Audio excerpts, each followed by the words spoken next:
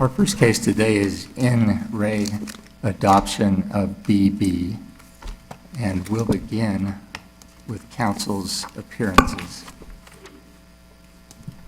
Morning, Your Honor. Mark Shurtleff on behalf of the petitioner. Mr. Shurtleff, welcome. Jacqueline Calsert on behalf of the Appellees. Ms. O'Brien, welcome. Let's begin.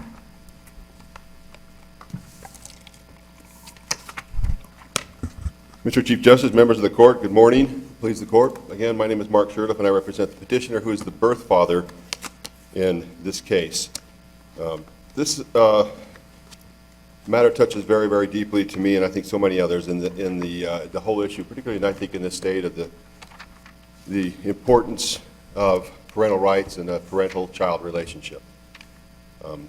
If I may just note, personally, I've had to raise a younger child who was a daughter of my daughter, and I think all of us understand and all have experiences where the sacredness and the necessity of maintaining rights, parental rights, as best as possible in that relationship.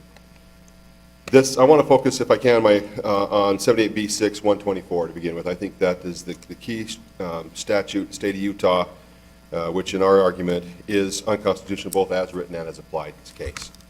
This is a basic fundamental equal protection right between men and women.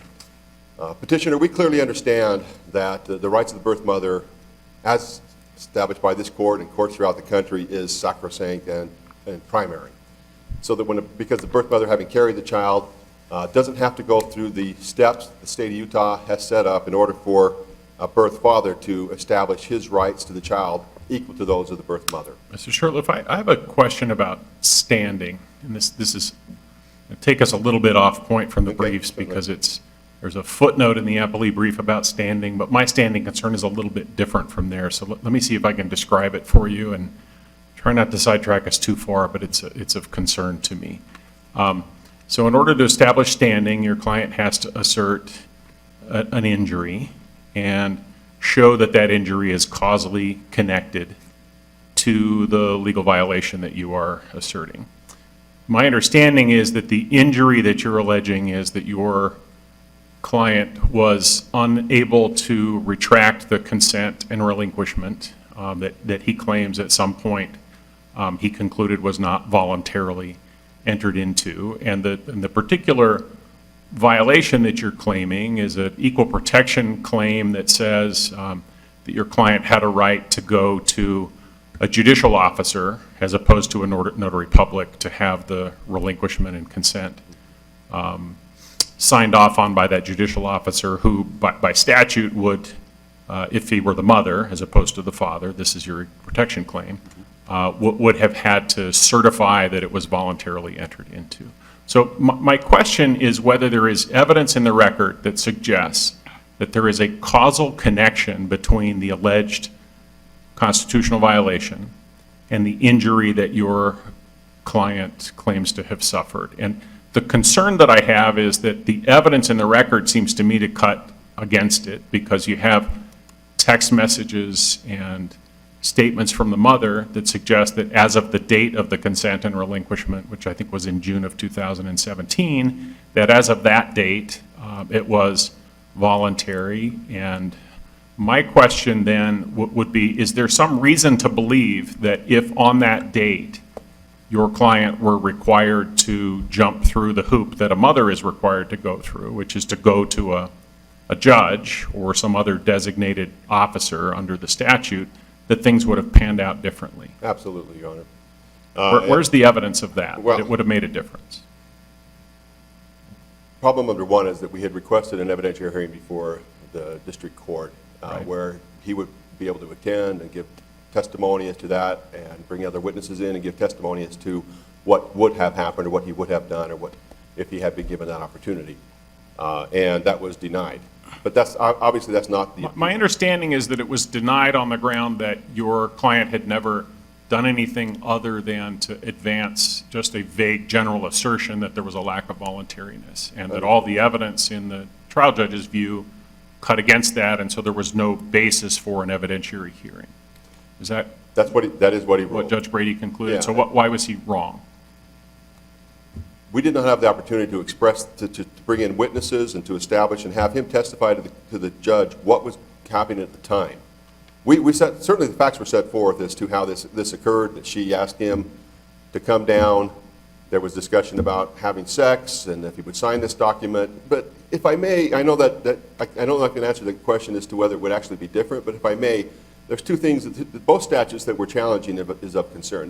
This requirement in section 78B6 119 that you have to give notice. The adoptive parents have to give notice, pay for, opportunity for therapeutic counseling. That's because it's such an important decision that this young man or these young people are going to make, in this case the young man, to be able to know and understand the permanent nature of this, and what he was giving up were his rights. And that was denied in this case. And I understand that the statute says that's not grounds for revocation. We believe that's a problem. But just that you can challenge and sue for damages. Let me So pick he up didn't on have that. that opportunity. Let me pick up on that if I could, Mr. Shurtleff, because in looking at the affidavit that your client signed as of the time when he was seeking to rescind his relinquishment and consent, he does speak to that point that you just make there. He says, this is the end of paragraph 9 of his affidavit. He says, I wonder if I would have signed it, meaning the consent and relinquishment, if I had been given the opportunity to have independent professional counseling help me sort out my feelings and work through all the pressures I was under. He does say that. He doesn't anywhere say, if I had been required to go before a judge, which is that's what you're challenging as a matter of equal protection. It would have made a difference because the colloquy that I would have been required to have with the judge, in which the judge asks, is this truly voluntary, would have caused me to stop and reflect and change my mind. He doesn't anywhere say that, and it seems that it would be difficult, in fact, to say that, given the text messages and the other evidence on the day on which he signed the consent and the relinquishment. Seems like on that day he was pretty firmly committed that he was, in fact, doing this voluntarily. I don't have any evidence other than that, what he put in there that is before the court, What- Your Honor. Where's the requirement that the judge engage in a colloquy? 78B6 124, it's the requirement that he do this with the birth mother. This is the fundamental problem here. Obviously, their legislative intent is that a birth mother giving up her parental rights is so unbelievably important that the judge or someone he assigns, has to be one of those two, has to inquire and find out if she in fact understands what she is doing, Is that and that the she way- understood it, not and the she way- signed voluntarily. I'm sorry, Your Honor. It's just not the way it really works, though, right, Mr. Scherf? Are you sure about that? Because typically what happens is the adoption agency is empowered to take the consent. And is it your view that the person that's authorized, the agent of the adoptive agency, sits at 24 hours after the birth and actually engages in a colloquy with the mother?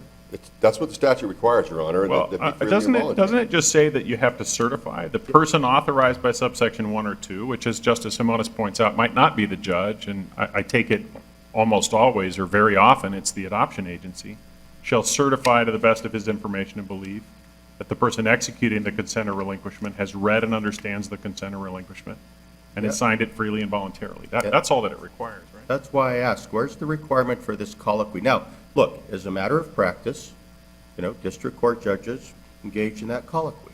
They did. He Right. did in this case as well. Yeah, I mean, that just happens. And that colloquy happens in about 1 out of every 1,000 adoptions, as you know, right? Because almost every other time, it's just the adoptive agency that's taking it, and they're not engaging in that colloquy. All they're doing is signing the statement at the end that says, they've watched the person sign it, and they're attesting to it. There's nothing in the record to suggest that anybody ever engages in that colloquy. That the colloquy is not required. The colloquy that you think might trigger your client's interest is not required. That judge can just as simply sign off on it, just like that the individual could. I mean, it seems like what you're really complaining about is not before whom the consent is given. What you're really challenging is the difficulty to retract consent once given. No, Your Honor. That's not what I'm challenging. Well, maybe that's. Maybe I should be, but, Maybe that's what I'm saying, maybe that, perhaps that's better, maybe that's what you should be challenging, is there a difference? Once the consent is given, is there a difference between how the mother and father are treated in terms of withdrawing consent? No, they're the same. And Under the again, that's, statute. in the facts under this case, that is not our issue. Our issue is with the statute itself, not necessarily as applied, but as written in this case, as to why it isn't a violation of equal protection to have a different rule for birth father once he's jumped through every single hoop the state has put in front of him to establish his rights as a parent. He's done everything as he did in this case, and the But facts are there. the different rule is who it is that gets to supervise the consent and relinquishment process, right? Exactly. That's the focus of your equal protection claim. Part of the, I guess the other tricky thing about this for me is, it's not that birth fathers can't go to a judicial officer, right? I mean, they're entitled to. It's just that they're also given permission to just go and get a notary. Is that right? I do not know of the section that would allow this So- young man in The his the 20s. section So itself. subsection 3 says the consent or relinquishment of any other person may be signed before a notary public or any person authorized to take consent or relinquishment under subsection 1 or 2. So you can do it the way that, a father can do it the way the mother can do it. It's just that he can also avail himself of the opportunity to just go to I a mean, notary. if there's an equal protection challenge, it seems to me it might lie with the mother, who said the father has the ability to go to more sources than the mother does in order. The father could go to the exact same sources, the mother cannot. It is, the father is given the wider panoply of choice. Well, Your Honor, I would beg to differ and ask you to reconsider that, because it appears that this is stacked completely against a birth father. First of all, the legislature does recognize this important decision. We have a 20-year-old, something-year-old man who doesn't have counsel at the time. Mom does, because she's talking to adoption attorneys, and the birth family, adoptive family, has a responsibility for some reason under state law to have therapeutic counseling to that young man and to pay for it, to notify them of it. It's very clear that they did not give him notice, they did not pay for it. Chance to then go and understand from a counselor what he's doing, rather than rush him into this position where he's in love with this woman, where he's said he wanted to keep this child, where she's offering him sexual favors, to make this rash decision, and all he has to do is walk over to the bank, That's probably now who's only going to check his signature to see if it's right, and that's it? He's But given that's- up his he- rights He's got a forever? document, it's not just checking his signature, he's got a document that admittedly is briefer than the mother's document, but there's no argument that he doesn't read English or doesn't understand English, or, I mean, he made, based on the evidence in the record, made a conscious decision after having gone through that document to sign off on it. So it is suggested. If he had been through counseling and may have understood his rights, he said in his affidavit he did not completely understand his rights. and I am this is totally with irrevocable. you that if he had been through counseling and given counsel, he may have made a different decision. The problem with that is the statute 119 also tells you what the remedy is for failure to, I mean, the state sets up a requirement that may not need to otherwise set up, but says if it's not met, this is your remedy. And the remedy isn't a do-over. Well, Your Honor, if I, in the short time I have remaining, ask you to consider and would argue that the difference in the Utah statute, where it does not mandate that it does mandate you have counseling, but can't revoke, but it does have a different rule that does not mandate him to go before a judge or somebody else, to just go by a notary public, and looks at his signature and signs off on the thing. Is that constitutional? Does that violate the equal protection? Because it is our argument that it does. There is no reason at this point to treat birth mom and birth father differently when it comes to relinquishing their sacred, fundamental parental rights, where they can never revoke it again. And that's what we'd ask you to consider fundamentally, that the court has dealt with these issues of birth mom, birth father rights, and clearly have established that mom has superior rights because she gave birth to that child, and dad has to go through hoops. And he's done everything, and yet then at the end of the day, because Utah statute has a different rule, it does not require him to go before a judicial officer or somebody appointed or even an adoption agency where he's involved and talk about this and had counseling to understand what he's doing, to just walk down the spur of the moment, and the bank officer just says, yeah, that's your signature, and you're I done, and wanted it'll be to- forever revoked. I wanted to ask you about one other thing. I definitely see your argument about equal protection. I think I'm sympathetic to that argument, and I think I understand your point on that.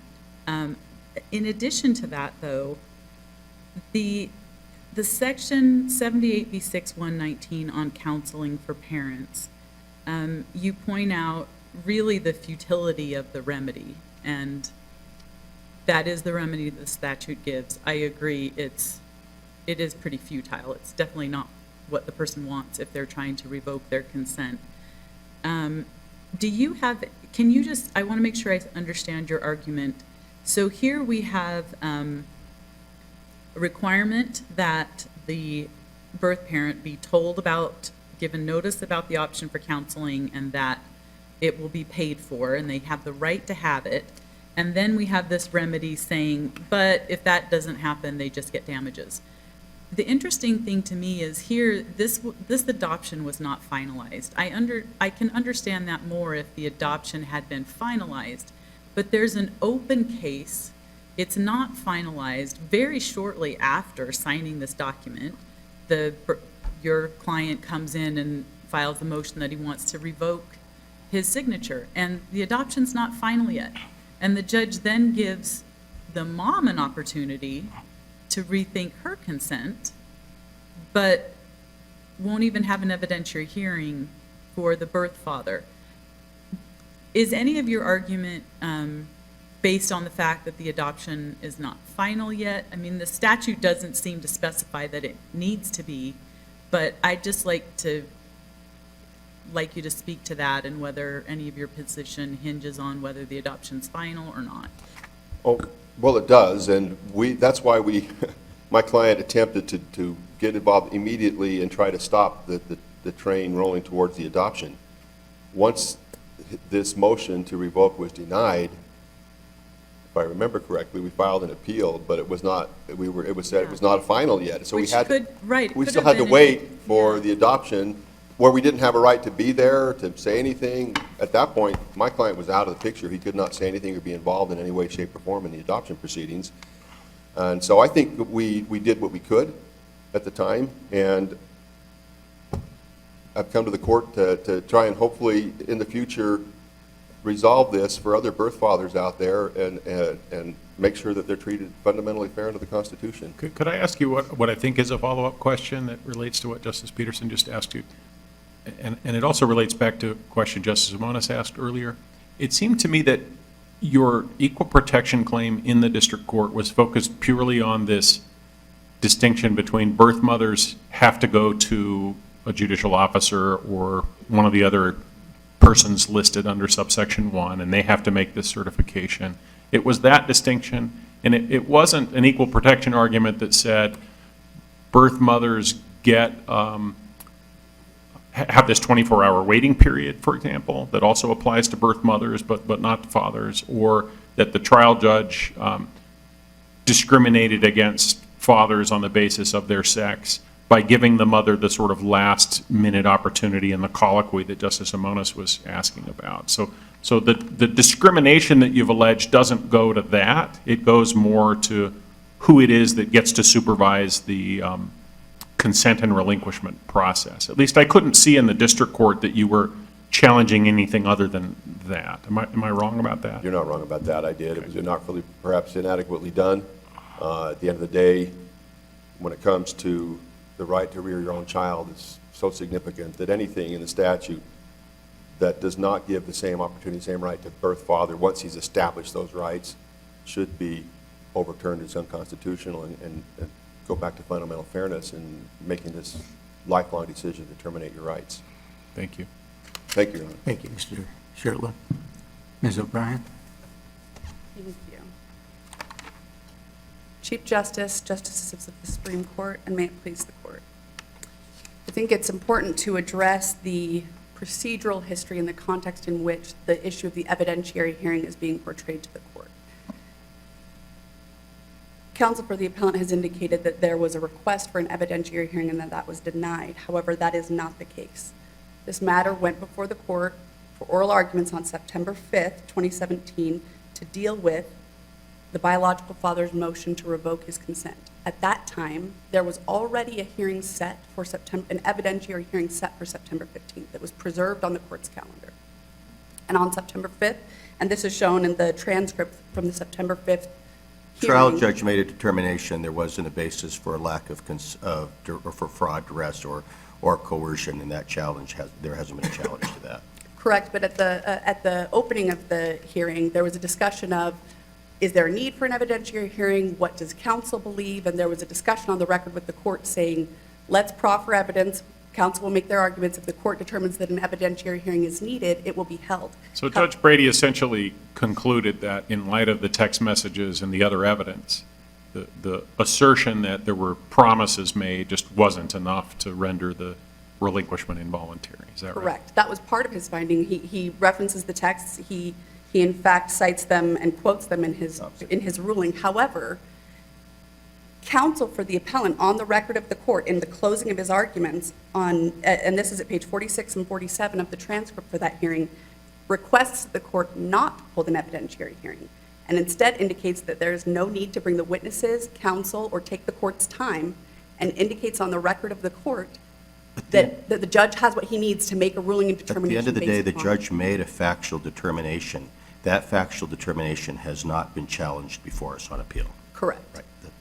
And I highlight the issue of the waiver of the evidentiary hearing simply because in this point, not only was that issue not preserved for appeal, it was expressly waived when it came to the evidentiary hearing. Could I ask you to address the equal protection claim for a second? And if you start from the premise that maybe the district court's reasoning isn't terribly impressive on the governmental interest, I'm wondering if you could tell me what would be the substantial governmental interest in treating men and women differently in this situation? Here, and as the court is referencing, when dealing with a disparity of treatment between the sexes, that is not rendered unconstitutional if it furthers a governmental interest, right? And then we look at whether or not those parties are similarly situated. And under the statute, I think that the reading and the limitation and requirement that a relinquishment be signed in front of an officer of the court is only related to birth mothers, not to legal mothers. And that in and of itself highlights the fact that this is not about a disparity in treatment based on gender, but situation. So just, I get that, but can you tell me what is, even then, what is the governmental interest in treating birth mothers different than the birth father in that situation? And here we have a birth father, he took a DNA test, and he has done everything that we've said he needs to do to perfect his inchoate right. Right. So he's standing in the same position as a birth parent that the birth mother is. So I join in Justice Pierce's question of what is the interest, what is the reasoning that the state could possibly have for this? And the interest here is the same governmental interest that is referenced in the adoption of JS and in other cases cited for the court, in that the state has an important governmental interest in securing permanent and secure adoptive placements for newly born infants. Well, how does this further that? In connection with the disparity in treatment, the difference of situation when you're dealing with, and I believe in reference to the law that 24 hours must pass, that was brought up earlier during opposing counsel's argument, and that protection, along with the requirement that this be signed in front of a court representative, I believe is highlighting the difference of position between the parties in the sense that a birth mother, quite often, if not typically, when an adoptive placement is made, it is within mere hours of giving birth. We're dealing with a major medical event. We're dealing with somebody who may be on pain medications, who's going through a massive hormonal shift, and the reference to that hormonal shift is painted by opposing counsel as textbook gender discrimination for the court having referenced that. But this is not, there are certainly times in which a reference to a woman's hormones are out of line, they are discriminatory and improper in workplace settings or other, but this is not an issue of discrimination. We There is that don't have reference. any evidence to support this, though. There's no evidence that women after childbirth have these hormonal fluctuations that makes their decision-making compromised in this case. This is just a statement. And I don't think that it's necessarily and I agree with the It's court a that there's not pretty- evidence.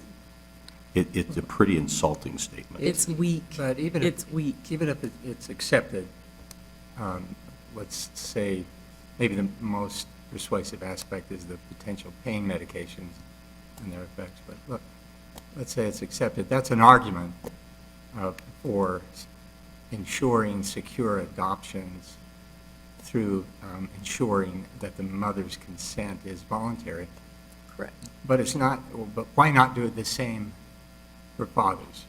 If the ultimate objective is the security and permanence of the adoption process, why not also take the same measures to help to ensure that the father's consent is voluntary? And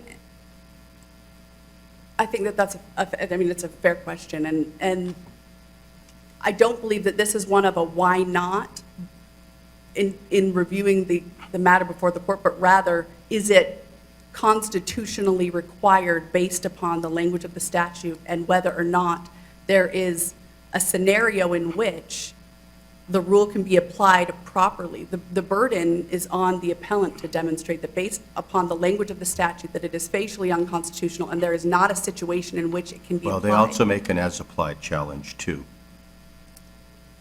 Which is, and I agree that they've made that argument. However, right before counsel sat down, he really says, this isn't so much of one of as applied, but more on the language of the statute. And I think that the biggest issue here is that It's hard for me to understand why the statute's allowance for the birth father to go to a notary public, in addition to the others, and not for the mother, what substantial governmental interest is actually served by that distinction.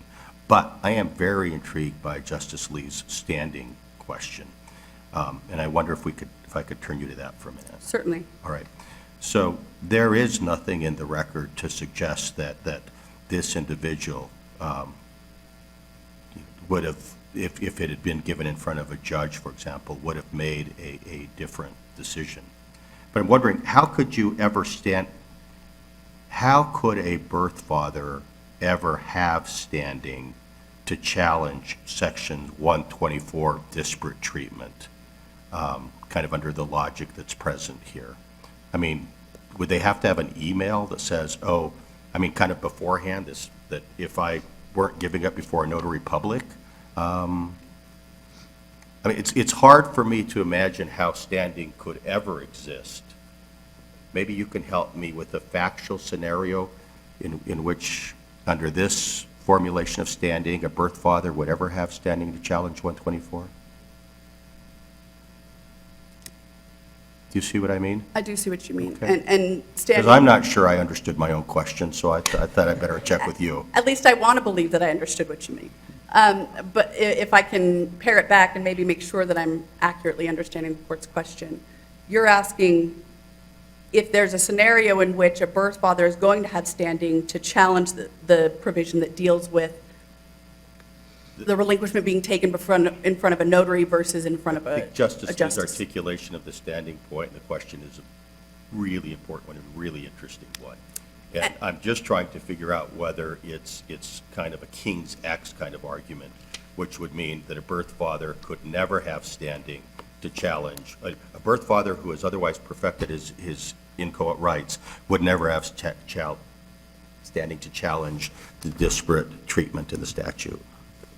I don't know that I can think of a Do scenario. you mind if I take a crack at it? So I don't. I'd like to. part of the problem here, and this is part of what I was trying to ask Mr. Shurtleff about, and maybe he'll want to speak to it more on rebuttal, but is that you have a birth father who, at the time he entered the relinquishment and the consent, has made all these really, really damning statements, about what his state of mind was as of that date. I can imagine a different scenario in which a birth father hasn't said any of those things and is able to come in after the fact and say, you know what, I wasn't really thinking about this. I did sign the document, but it wasn't something I had thought through at all. And it wasn't voluntary, and here's why. And here's a reason to suspect that if I had had to go before a judicial officer and had an opportunity perhaps for a colloquy, whether there's a colloquy that actually happens or not. I think Justice Simonis raises a good question about that. But I mean, I think what's difficult about this case is all of the statements that are made in the text message. And to me, the answer to Justice Simonis' question would be, if you have a birth father who hasn't said any of those things and who instead is able to say, I just didn't think through this, and if I had had another chance to speak to someone who could help me think through it, I would not have signed the document. So maybe the answer is, and maybe this is really for you, Mr. Shurtleff, is it possible to say, the court possibly say standing is absent here because of the factual backdrop against which this is happening, but not make a determination beyond that? I mean, I think it's just kind of a carefully cabined decision if that's how the court comes out. Or is it really the case that now, I mean, this logic applies and no matter what, there'll never be any standing? I mean, to Justice Lee's point, he talks about voluntariness. Well, of course, you could always challenge based upon a lack of voluntariness. So, Ms. O'Brien, let me pose a question to you. Do you think this conversation that you've been listening to, do you think it's best viewed as a lack of standing, or maybe just an inability to make out a good as-applied challenge? I mean, what's the best analytical way of looking at that? I think that there was a factual issue with being able to show a history that would allow for the court to look at this and determine that it was not applied in an appropriate manner by the lower court.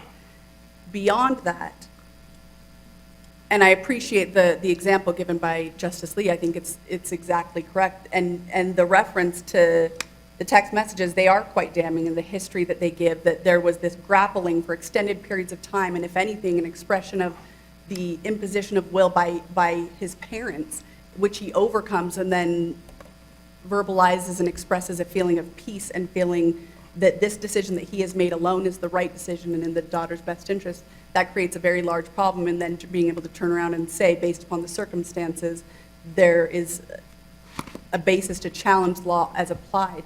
But beyond that, it's not just in the text messages. We then have, as Justice Lee pointed out, the statement at, I believe it was paragraph 9 in the biological father's affidavit that was filed in support of the motion to revoke the relinquishment, in which there's a mere speculation as to he may have changed his mind with counseling, but he doesn't know. There's no expression of, I desired to have my child, I want to be the one to raise my child.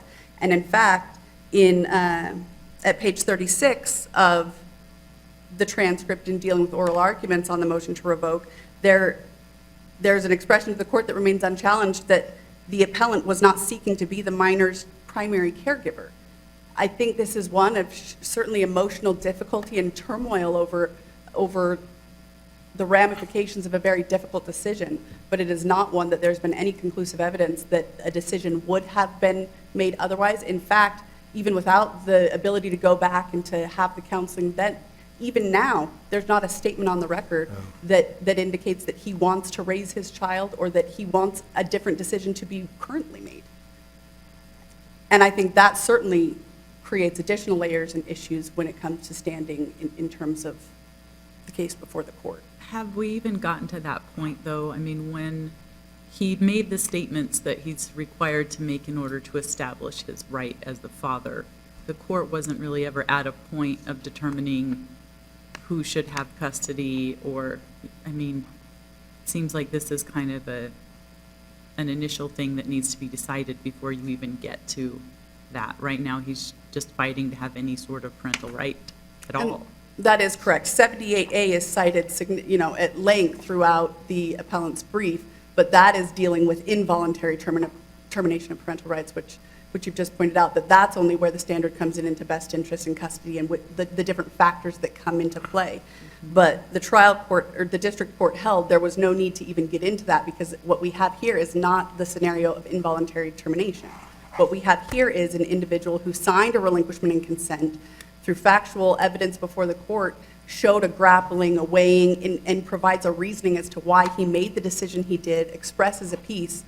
And because of that, the district court's review was simply whether or not the relinquishment could be revoked. And in order to revoke for a relinquishment to be revoked, the law is that, and this is the same standard that was applied by the court in BTD, the appellate court in BTD, utilizing the Supreme Court standard in Adraney v. Holtgren, in which a revocation can only be permitted when there is clear evidence of undue duress, undue influence, fraud, or mistake. And there simply was not, the appellant failed to meet the burden and couldn't demonstrate to the lower court that there had been undue influence, duress, or scenario in which that relinquishment could be revoked.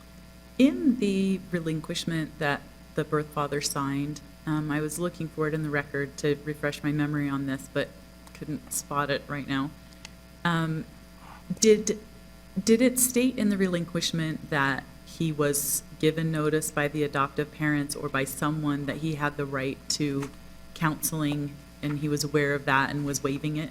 It did not. Okay. And I'll concede that that should have been there.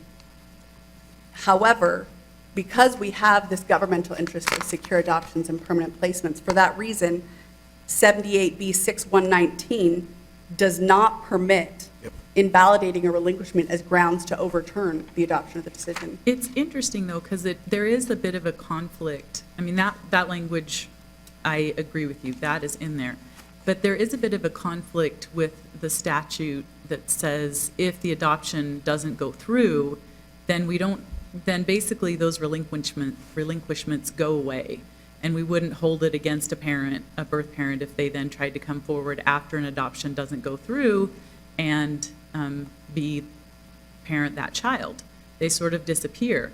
So we have this situation in this case where it's not final, the adoption hasn't gone through, but once that paper's signed, that's it. And if I may, I think that the difference there in the reasoning behind those rules is that in this context, we're dealing with, look, if you've signed a relinquishment, you don't get to simply have a change of mind. In order for it to be revoked, there needs to be a showing of undue influence, duress, or mistake so that we can rely on those in proceeding forward with adoptive placements. In the other context, when we're dealing with a scenario in which the adoption isn't finalized, that either there's a change of mind on the part of the adoptive parents or whatever the case may be, in that situation, we don't want to penalize a birth mother for signing a relinquishment, and maybe the birth father didn't sign, and that would have been an involuntary termination, and she is then penalized for making the very difficult decision of placing her child for adoption if it's not invalidated. Is the mistake, fraud, and duress exception, it's only in case law, right? Is it in the statute anywhere? Or is that just a court-created exception? I believe that my recollection is that it's court-created. It's court-created. It is court-created. It's in the legal The process. same lawyer prepared the mother's consent and the father's consent, correct? Admittedly, I was not counsel at that time. But and isn't that the evidence in the record? The evidence in the record is that my office, counsel for the adoptive parents, was the one who created the document and had sent it over months previously to the birth mother. She then provided that to the birth father. I will tell you I am greatly troubled by the fact that birth mother is advised of her rights to counseling and all of the other rights, and assuming that that's correct, birth father isn't. It looks like an intentional omission if it's drafted by the same office. I'm wondering, was this individual represented by counsel at the time? The biological father. Yeah. The timeline there gets difficult in that when the relinquishment had been received, he was represented by counsel. There was a period of time in which he does appear to have been unrepresented with the timing of Mr. Peterson's withdrawal of counsel and then the signing of the document. However, it was the same document. There was no new transmission in that interim. Can you tell me why the birth father isn't told of his rights to counseling when the birth mother is explicitly told of her rights? Within the documents Yeah. and those relinquishments, I cannot. These came from your office, though? It did. It is in the trial court's record that there were offerings, and it's been attested to by the adoptive parents and the records before the court on that motion to revoke, that there were offerings of paid-for counseling, and that was an offer that was extended but wasn't in the document. And the birth father denies that? He denies that he received Yeah. those? He does. So it happened orally, but you didn't put it in the writing? And I see the court's issue there. I don't Well, think. I've got some real concerns about it, and I've got if this is an unrepresented party, and the obligations of how counsel has to deal with an unrepresented party is greatly troubling. And if it's a represented party, it's troubling if it didn't go to the lawyer, right? I do. I agree with that concern.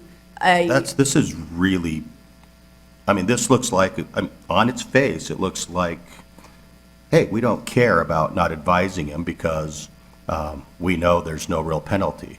So we'll take care of our client, but we won't take care of the birth father in the same way. And while I wasn't at my firm at that point in time, Yeah. what I can tell you is there's been a discussion of how did this happen? And it should have been in the document. That is not something that I am going to challenge. I think it was a clear oversight and error. Is it an ethical violation at this point? No, not, again, I can simply go off of the Maybe you information can that I help me have. understand why it's not an ethical violation too, because I think that's an independent inquiry this court has to make. I think part of the problem becomes, and maybe this is an You either entirely deal with an different discussion. unrepresented party unfairly, or you fail to inform his counsel. I mean, I don't want to prejudge this, but I think that this court has an independent obligation to raise these issues. Sure, and the rule is clear that should have been included. I mean, I guess the difficulty that I'm having is I don't necessarily have an answer for the court. If the court feels that that's an inquiry that needs to be made, It might be something, regardless of what happens, that goes in the opinion or is otherwise referred. but I don't think that it should change the outcome here in that the reading of the statute. I understand that. You understand where I'm coming from. I do. I really appreciate your candor on this point.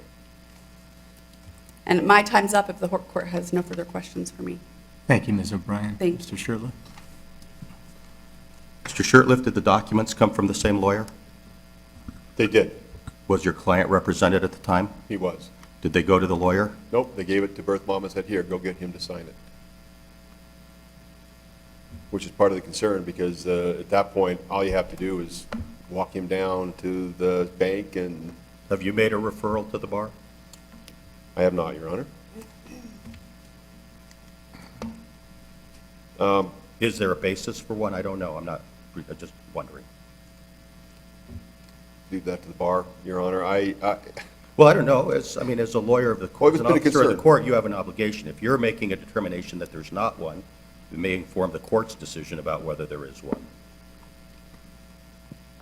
It concerned me from the very moment that I took the case over. I took it over just after the relinquishment, when he said, hey, I don't know if I think I want to challenge this. I'm very upset because of what I did, and when I found out that it had been sent to him, yeah, I made that point. I think there were communications immediately with counsel as to why that wasn't sent. Was it sent to him? Why didn't counsel go over it? Counsel could have sat down with him. So On its face, it looks funny. I'm not judging this. I'm just trying to figure out whether or not there really is a basis, to be clear with it. And if you're telling me you didn't feel strongly enough about it to make a referral, that also informs the court's decision.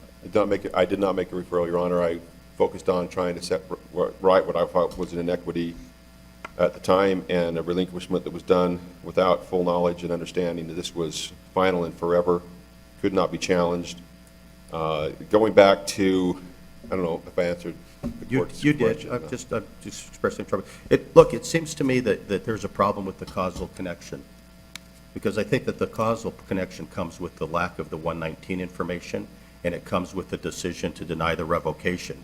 But I don't, to Justice Lee's standing point, I don't see the causal connection between going before the notary and going before some other officer, the judge, or somebody else appointed by the court. Well, perhaps if the law stated that the notary in signing off still had to ask if they understood it and certify to the court, separately from his signature, that this was done freely But and the notary voluntarily. doesn't, They the understood judge it. doesn't even have to do that, nor does the person who's taking it.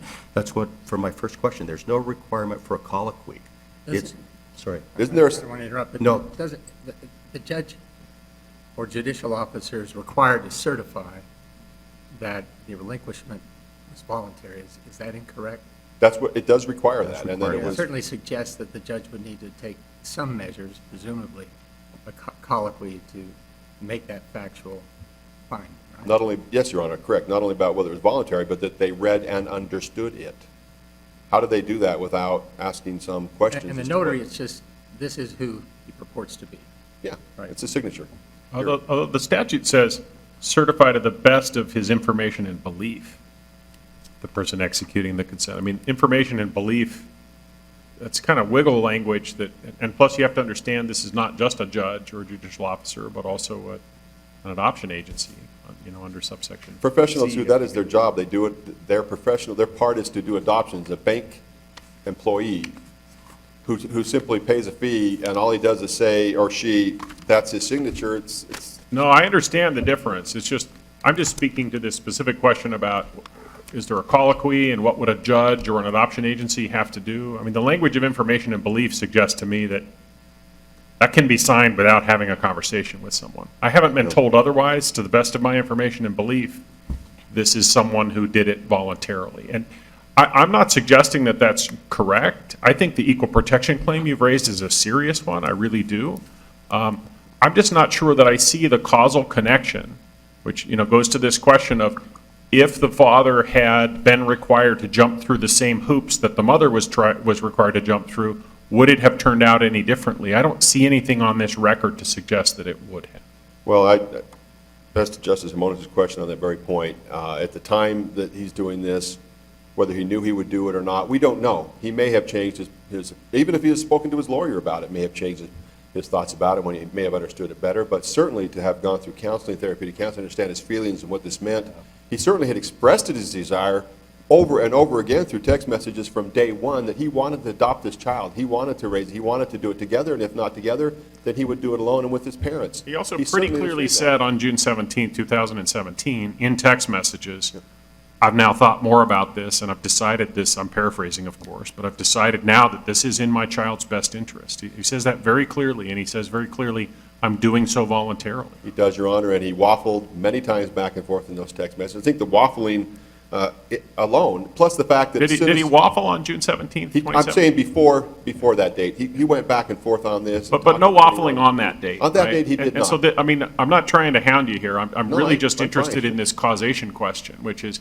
because there's no waffling on June 17, is there any reason to believe that if on June 17th he had been required to go to a judge or an adoption agency who would have to certify to the best of their information and belief that it was voluntary, that it would have turned out any differently? Your Honor, we just don't know. It could have. We don't know. He was with his girlfriend. We still consider to be his girlfriend, the mother of his child. He's There's trying no to evidence appease in her, this do something record. right, but no, he did not make that There's no statement. evidence in this He record did to not. suggest that. That's correct, Your Honor. But setting aside the question of evidence, did he assert anywhere down below that there was a causal connection between the disparate treatment in the statute and his decision? Is this a failure of proof, or is this something that he just never alleged?